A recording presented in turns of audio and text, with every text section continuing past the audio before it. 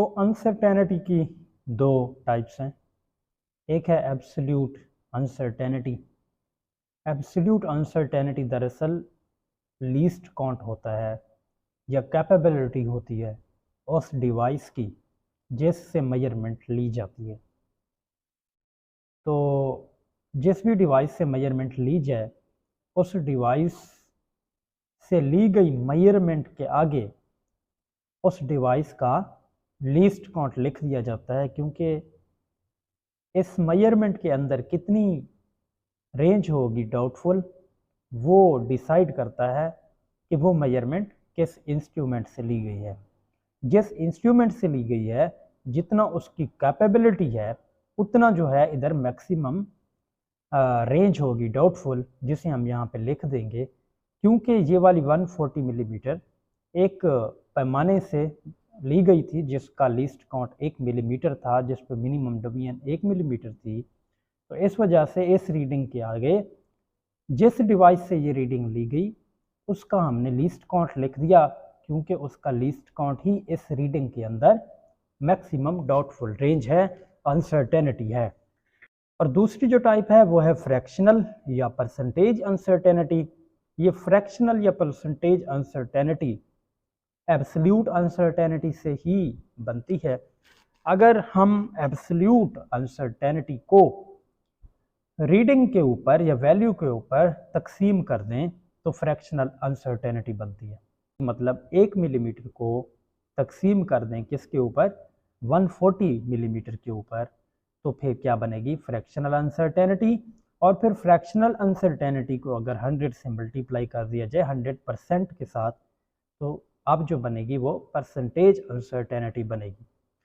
जैसा कि हमने यहाँ पे देखा 1 मिलीमीटर को, जो कि एब्सोल्यूट अनसर्टेनिटी है, उसको अगर हम डिवाइड कर दें 140 मिलीमीटर के ऊपर जो कि वैल्यू है, रीडिंग है, और इसको 100% से मल्टीप्लाई करें तो आंसर है 0.71%।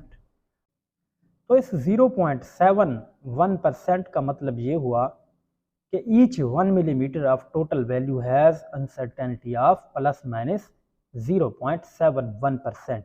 मतलब जो एब्सोल्यूट अनसर्टेनिटी थी वो क्या हो गई, रीडिंग पे जैसे ही डिवाइड हुई तो इसका मतलब ये हुआ कि हर एक जो मिलीमीटर है रीडिंग का, वैल्यू का, उसमें अनसर्टेनिटी तकसीम हो गई और हर एक मिलीमीटर के अंदर 0.71% की अनसर्टेनिटी है। यहाँ पे लिखा है मैंने कि doubtful range to each unit of observed value in terms of percentage.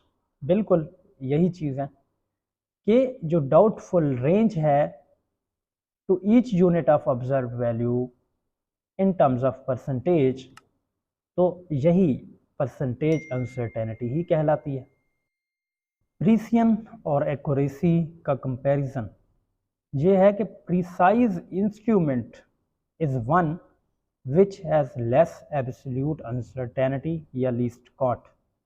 Means precise instrument वो होगा जिसका लीस्ट काउंट कम होगा। अगर देखा जाए मीटर रॉड को तो उसका लीस्ट काउंट 1 मिलीमीटर होता है। मैनुअल वर्नियर कैलिपर का 1 मिलीमीटर का 10वां या 20वां हिस्सा होता है।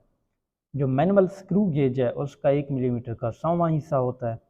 डिजिटल स्क्रू गेज का 1 मिलीमीटर का 1000वां हिस्सा होता है।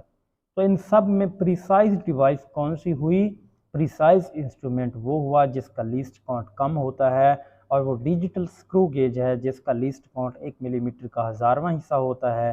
तो digital screw gauge is most precise device. Accuracy, accurate measurement is one which has less fractional या percentage uncertainty। accurate measurement वो होगी जिसकी fractional या percentage uncertainty कम होगी। जी, तो आमतौर पे स्टूडेंट्स के अंदर ये बात मशहूर होती है कि जो डिवाइस ज़्यादा प्रिसाइज होगी वो कम एक्यूरेट होगी, और जो डिवाइस कम प्रिसाइज होगी वो ज़्यादा एक्यूरेट होगी, या इस तरह की बातें एक दूसरे के साथ रिलेशन वाली। तो मैंने आपको बताया कि प्रीसिजन और एक्यूरेसी दो मुख्तलिफ क्वालिटीज़ हैं। एक ही रीडिंग या एक ही डिवाइस से रिलेटेड दो मुख्तलिफ क्वालिटीज़ हैं और इनका मेनली ताल्लुक़ नहीं होता। हाँ, किसी स्पेशल केस के अंदर आपस में ताल्लुक़ बन जाता है।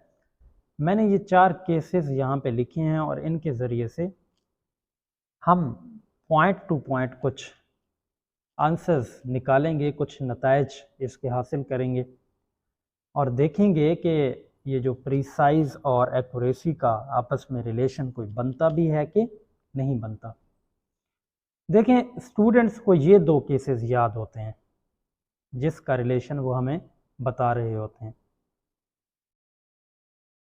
पहले केस के अंदर क्या है, डिजिटल स्क्रू गेज से ये वाली रीडिंग ली गई है और ये डिजिटल स्क्रू गेज का लीस्ट काउंट है और ये परसेंटेज अनसर्टेनिटी है जो लीस्ट काउंट को वैल्यू पे डिवाइड करके 100% से मल्टीप्लाई करके ली गई है। इसी तरह चारों केसेस के अंदर ये डिजिटल स्क्रू गेज से ली गई रीडिंग है, ये मैनुअल वर्नियर कैलिपर से ली गई रीडिंग है, ये मीटर रॉड से ली गई रीडिंग है।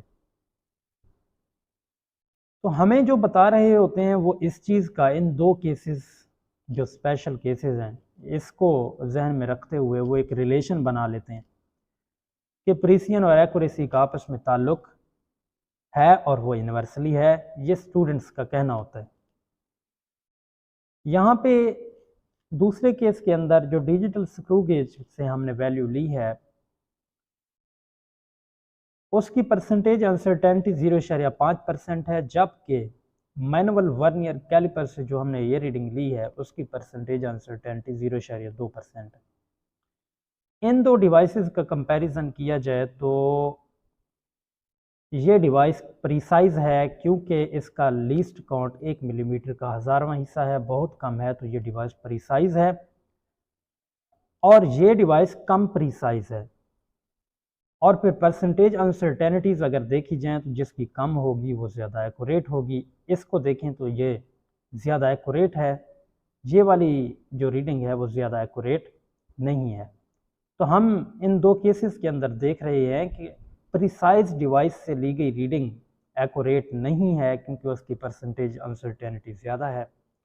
इसी तरह जो कम प्रिसाइज डिवाइस है मैनुअल वर्नियर कैलिपर, उस डिवाइस से ली गई जो रीडिंग है वो एक्यूरेट है क्योंकि इसकी परसेंटेज अनसर्टेनिटी 0.5% से कम है, 0.2 है, तो ये एक्यूरेट है। तो हमने जी रिलेशन बना लिया कि प्रिसाइज जो डिवाइस है वो कम एक्यूरेट होती है और जो प्रिसाइज डिवाइस नहीं होती वो ज़्यादा एक्यूरेट होती है। अब उसके काउंटर साइड के ऊपर आप इन केसेस को देखें ज़रा। 1 और 4 को डिजिटल स्क्रू गेज एक प्रिसाइज डिवाइस है क्योंकि इसका लीस्ट काउंट 1 मिलीमीटर का 1000वां हिस्सा है। मीटर रॉड कम प्रिसाइज है क्योंकि इसका लीस्ट काउंट 1 मिलीमीटर है। इनसे हमने रीडिंग ली 25 मिलीमीटर, इधर भी 25 मिलीमीटर। तो यहाँ पे अगर देखें तो percentage uncertainty digital screw gauge से ली गई रीडिंग की 0.004% कम है, इसकी ज़्यादा है। तो इससे क्या नतीजा निकलता है कि प्रिसाइज डिवाइस एक्यूरेट भी है क्योंकि इसकी परसेंटेज अनसर्टेनिटी कम है और ये मीटर रॉड ना प्रिसाइज है ना एक्यूरेट है। तो यहाँ से फिर हम क्या रिलेशन बना लें कि प्रिसिजन और एक्यूरेसी का डायरेक्टली ताल्लुक होता है। आपने तो बनाया हुआ था कि प्रिसिजन और एक्यूरेसी का इन्वर्सली ताल्लुक होता है। तो अब मैं 1 और 4th केस से ये बना लूँ कि प्रिसिजन और एक्यूरेसी का डायरेक्टली होता है। तो ये कौन सी बात हुई? तो यहाँ से इन केसेस से बताने की मैंने आप कोशिश की है कि प्रिसिजन और एक्यूरेसी एक रीडिंग की 2 मुख्तलिफ क्वालिटीज़ हैं और ये मुख्तलिफ रीडिंग्स और मुख्तलिफ डिवाइसेस के हिसाब से मुख्तलिफ हो सकती हैं। इनका आपस में डायरेक्टली भी ताल्लुक हो सकता है, इनका आपस में इन्वर्सली भी ताल्लुक हो सकता है। ठीक है जी। एक बात जो आपके याद रखने की है वो ये है, हाँ, आप याद रखने के लिए ये याद रख सकते हैं कि अगर एक ही रीडिंग, ठीक है, 2 मुख्तलिफ डिवाइसेस से ली जाए 25 मिलीमीटर 25 मिलीमीटर, यहाँ पे डिजिटल स्क्रू गेज से, यहाँ पे मैनुअल वर्नियर कैलिपर से, तो इन 2 में जो ज़्यादा प्रिसाइज है उसकी रीडिंग ज़्यादा एक्यूरेट होगी।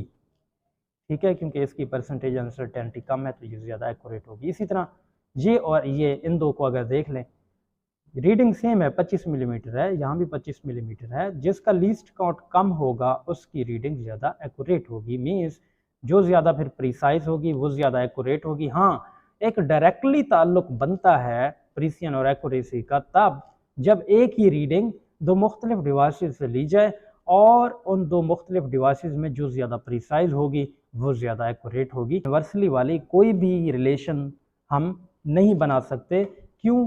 क्योंकि परसेंटेज दरअसल जो अनसर्टेनिटी होती है वो रीडिंग को भी इंक्लूड करती है, तो फिर रीडिंग जब डिफरेंट होगी मुख्तलिफ डिवाइसेस से तो परसेंटेज अनसर्टेनिटी डिफरेंट होगी। और इस रिज़ल्ट को मैंने नीचे लिखा भी है, जो इन केसेस से मैंने निकाला है वो भी आप ज़रा देख लें। तो मैंने लिखा कि प्रिसिजन और एक्यूरेसी का यूनिवर्सली ताल्लुक होता है, इस तरह का कोई भी रिलेशन हो तो ये बात गलत है, ये साबित हो गई हमारे ऊपर वाले 4 केसेस से।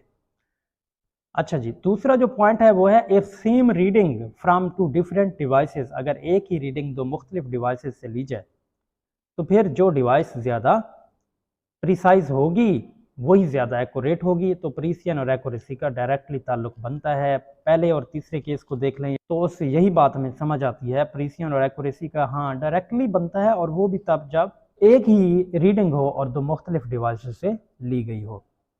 अच्छा जी, जो तीसरा पॉइंट है वो ये है if different readings from same और डिफरेंट डिवाइसेस। सेम रीडिंग की तो बात कर ली ना हमने, अगर मुख्तलिफ रीडिंग हो चाहे वो सेम डिवाइसेस या डिफरेंट डिवाइसेस से ली गई हो तो उस बारे में कोई श्योरिटी नहीं है कि फिर प्रिसिजन और एक्यूरेसी का ताल्लुक डायरेक्टली है या यूनिवर्सली है, कोई श्योरिटी नहीं है। श्योरिटी का सिर्फ एक ही केस है और वो ये वाला है।